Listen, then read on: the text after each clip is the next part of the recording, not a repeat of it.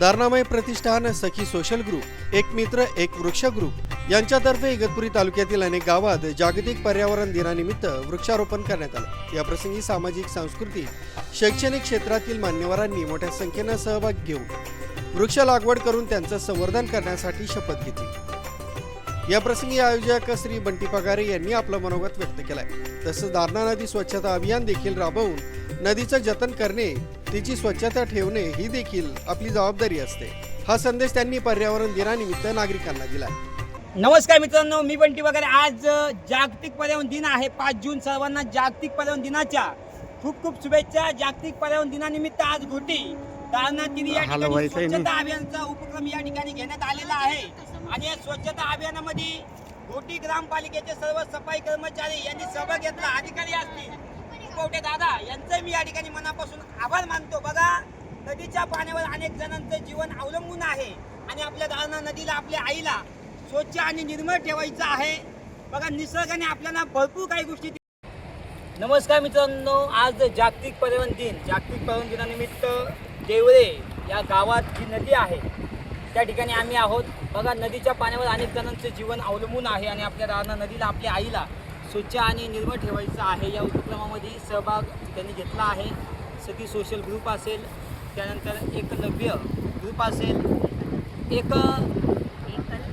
एकल अभियान, तसेच अग्रवाल महिला मंडळ, दारणा नदी सेवक असेल। आम्ही नित्यनेमाने हप्त्यातून एक दिवस स्वच्छता अभियान करत असतो। आज जागतिक पर्यावरणाचं या ठिकाणी दिनानिमित्त सर्वजण एकत्र आलो आहोत। आमची सर्वांना एकच विनंती असेल की टाकू नका नदीमध्ये कचरा, कारण आई आहे तिचा दर्जा। कारण नदीच्या पाण्यावर अनेक जणांचं उष्णता कशी निर्माण झाली त्याचं कारण सगळीकडे डोंगर पेटवणं, झाडांचे तोडणं, झाडांचं संवर्धन न करणं, यातून अतिशय पुढच्या पिढीसाठी आणि आता या चालू पिढीसाठी सुद्धा अतिशय नुकसान होणारी गोष्ट तयार होते।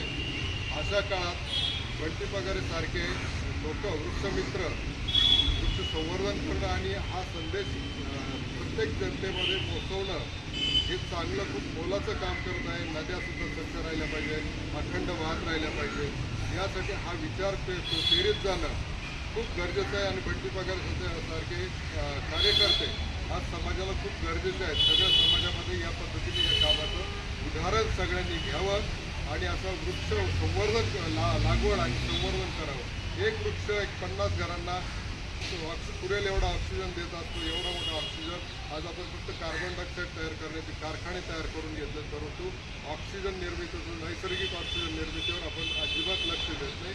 ह्या पद्धतीतून जर विचार केला, आजच्या दिवशी जर किमान विचार केला तर खूप मोठा बदल या विचारातून आणि आचरणातून घडू शकतो।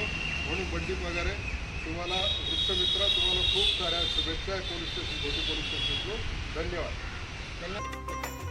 राजू देवळेकर, न्यूज 7 मराठी, इगतपुरी।